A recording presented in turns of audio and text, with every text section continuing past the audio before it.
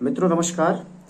देखिए, उत्तराखंड प्राथमिक शिक्षक भर्ती पर आज हम थोड़ा सा चर्चा कर रहे हैं और उसके पीछे वजह भी है, क्योंकि निरंतर समय के आगे बढ़ने के साथ साथ इस भर्ती पर से जो संशय के बादल हैं वो और गहराते जा रहे हैं।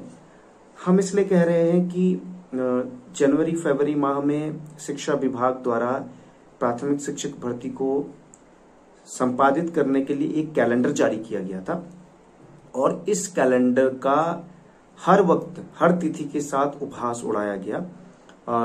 क्या इसके पीछे जिम्मेदार शिक्षा विभाग स्वयं है या कुछ और तत्व या कुछ और पार्टीज भी इसके पीछे जिम्मेदार है, इस पर आज हम चर्चा करेंगे।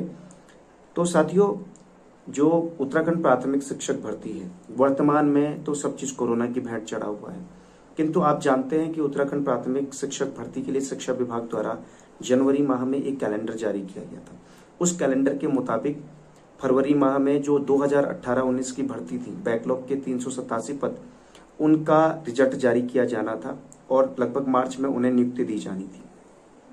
और इसी के साथ साथ जो 2020 के 2287 पदों के लिए भर्ती है, उस भर्ती का मई माह में प्रत्यावेदन मांगे जाने थे और जून माह में उसका रिजल्ट जारी होना था और नियुक्ति पत्र बांटे जाने थे। इस प्रकार ये एक कैलेंडर जारी किया गया था, लेकिन समय समय पर इस कैलेंडर का अनुपालन नहीं हुआ।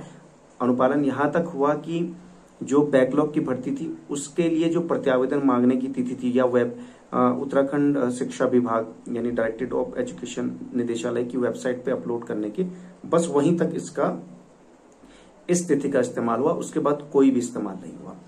तो ये जो कैलेंडर था, बेसिकली ये कैलेंडर भर्ती को समयबद्ध तरीके से पूर्ण करने के लिए बनाया गया था, लेकिन इसमें बीच बीच में ऐसे पड़ाव आते गए, उससे अभी भी जो जून में जो फाइनल हो जाना था उस पर भी भर्ती पर संशय के बादल मंडरा रहे हैं।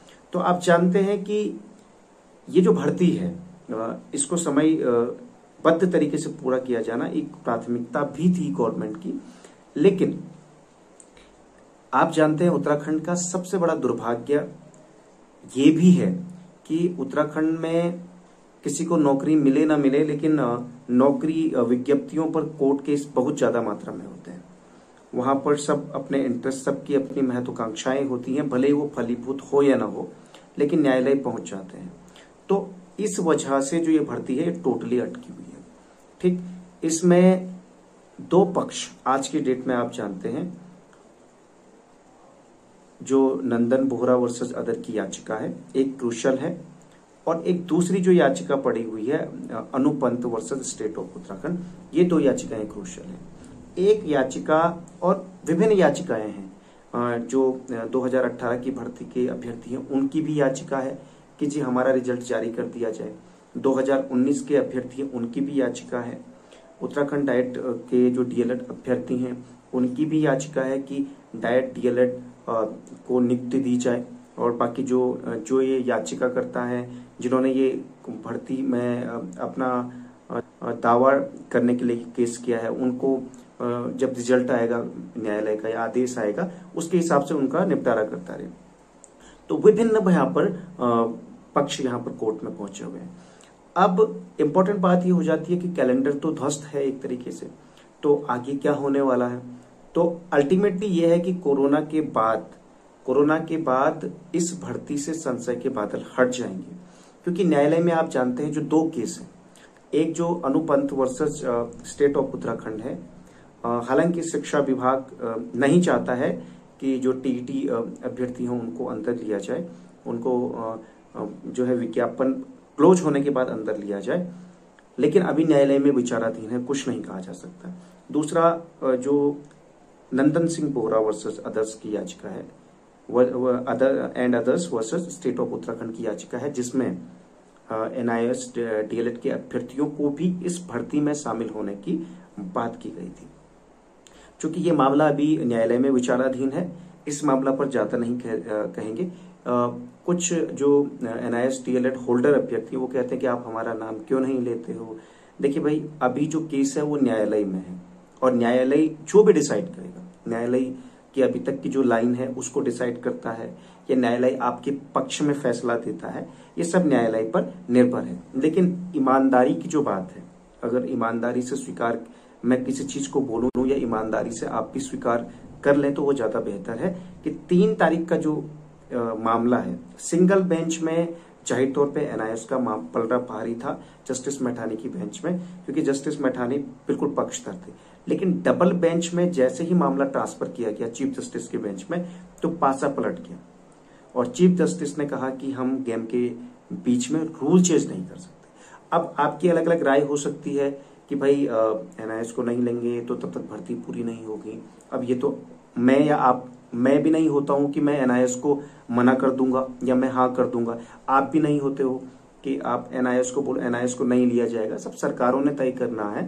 आप और हमसे बड़ी सरकारें हैं जो जिनको चुन के भेजा गया है, जिनके पास पावर्स है। तो कुल मिलाकर वर्तमान की जो स्थिति है, शिक्षा विभाग नहीं चाहता एनआईएस डीएलएड को लेना।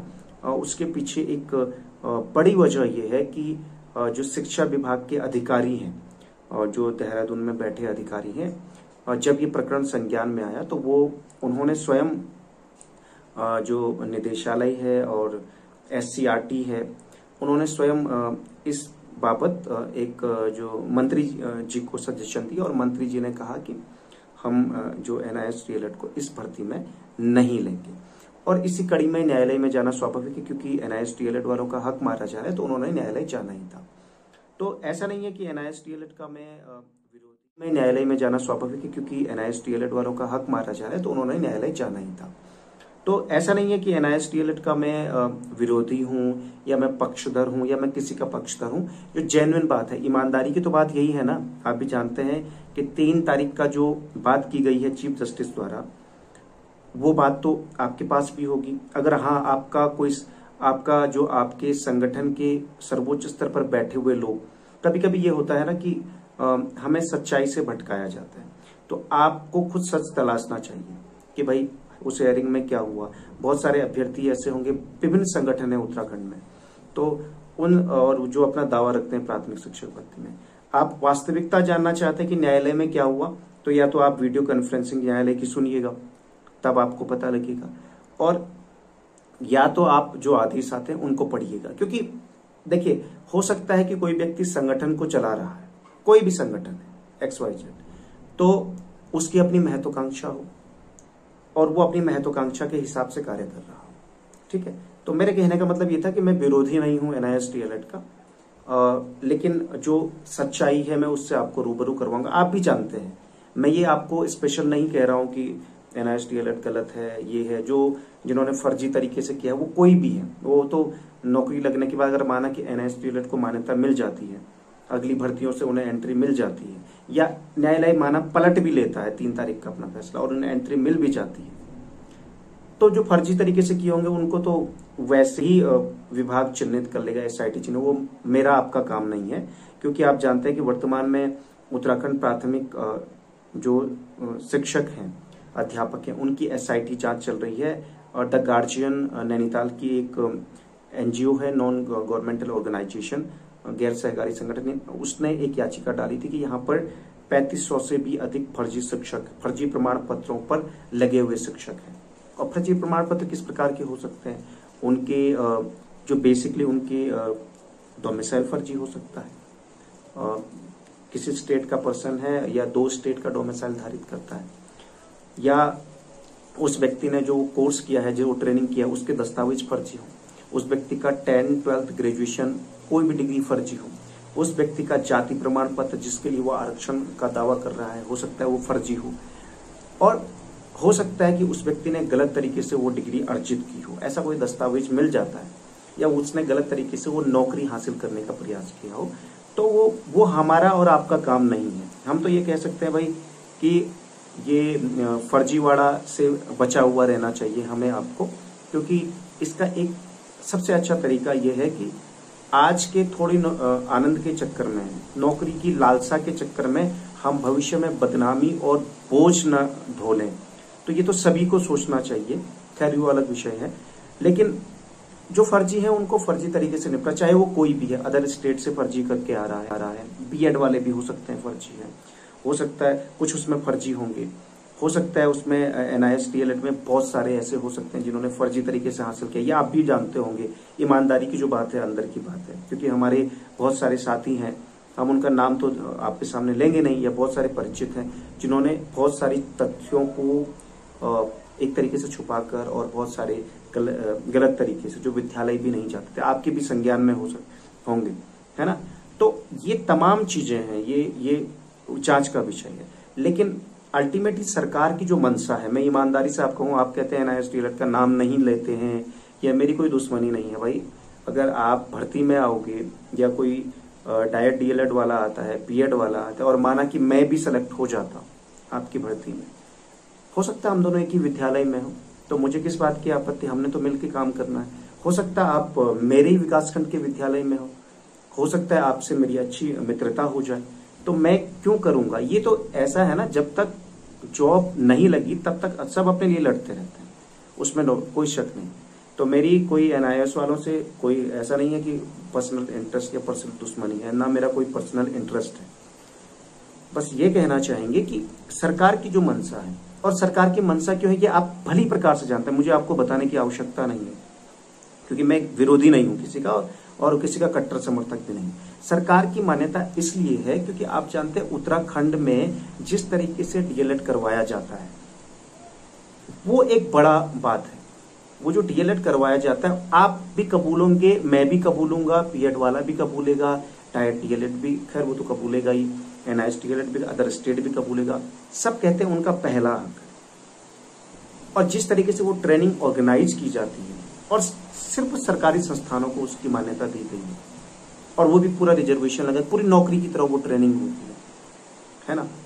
हालांकि उसमें थोड़ा टेक्निकलिटी आ जाती है, वो इशू अलग है, लेकिन अल्टीमेटली तो यही है ना कि सरकार इस प्रकार से ट्रेनिंग करवा रही है और सरकार ये मानती है कि हम इन बच्चों का अहित न करें, इसलिए सरकार नहीं चाहती कि एनआईएस डीएलएड को नहीं लिया जाए इस भर्ती में। आगे क्या करेगी वो आगे तय करना है, ठीक, आगे क्या करना है ये भी नहीं कहना चाहेंगे भाई किसका गुणांक ज्यादा है, एनआईएस डीएलएड वाले कितने भर्ती होंगे। हो सकता है एनआईएस डीएलएड वालों को ले लिया जाए और डायट डीएलएड के बहुत अच्छे गुणांक हो, क्योंकि भाई आप जानते हैं कि एक प्रॉपर चैनल के थ्रू और प्रॉपर एक डिसिप्लिन में ट्रेनिंग होती है और प्रॉपर चैनल के थ्रू सेलेक्ट होते हैं, डेडिकेटेड रहते हैं। हो सकता है उनके गुणांक अच्छे हों और वो सेलेक्ट हो जाएं सारे के सारे, बाद में सीटें ना बचें।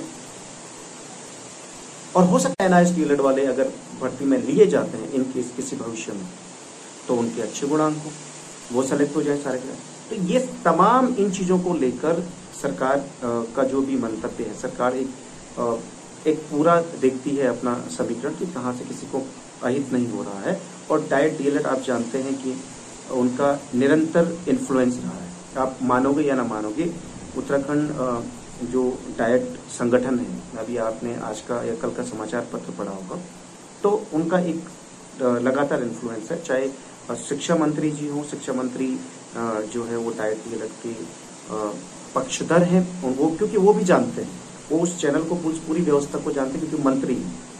और उसी के साथ साथ जो विभाग है, विभाग के जो एससीईआरटी है, निदेशालय है, इस मामले में वो भी उनका साथ देंगे और विभाग के जो आला अधिकारी।